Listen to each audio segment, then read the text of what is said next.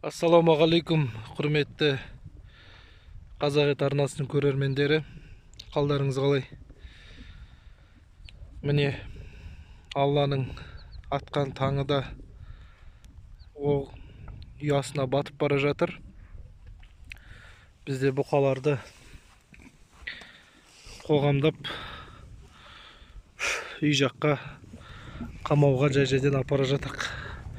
Дегенмен бүгін мамыр айының 30-ы, Шіркей деген есті тандырып жатыр ғой, маса Шіркей. Бұқалар топталып баған, көрдіңіздер ме? Жайылмайды даже. Аз-аздан жайылып жүр, күн жел жоқ. Жел болса тамаша болады. Міне бұқаны бағалай кетіңіздер. Келгенде қандай, қазір қалай. Міне күйлері қандай, көз алдымызда өзгеріп жатыр, Аллаға шүкір. Мыналар бертін келе келгендер ғой енді. Міне мыналар уже келгендеріне біраз болды. Бағасын бере кетіңіздер. Міне Шіркей маса тұрғызбайды, көрдіңіздер ме? Біздің өзімізді де тұрғызбайды. Осындай бір кішігірім видео. Міне мынау үйдің қасы ғой. Қалай жайылым, Аллаға шүкір. Тамаша.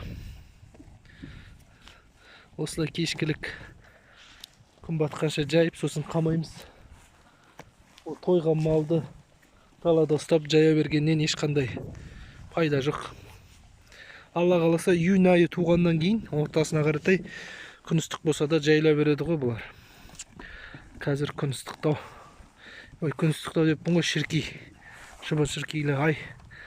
Сәл кішкене күту керек. Все, кеттік.